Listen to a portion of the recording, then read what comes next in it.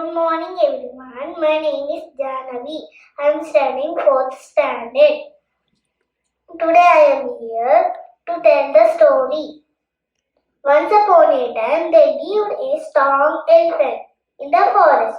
Every day he would walk with big footsteps, stepping an hill. The ant decided to teach the elephant lesson. One day when the elephant eating banana leaves, a few ants started biting him. Elephant was unable to bear the pain and wanted to trumpet loudly. The ants felt sorry for the elephant. We are sorry. We wanted to teach you a lesson. The elephant realized his mistake. He understood that all living beings feel pain.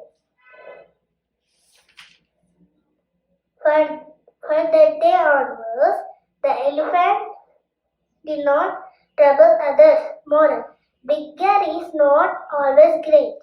Thank you.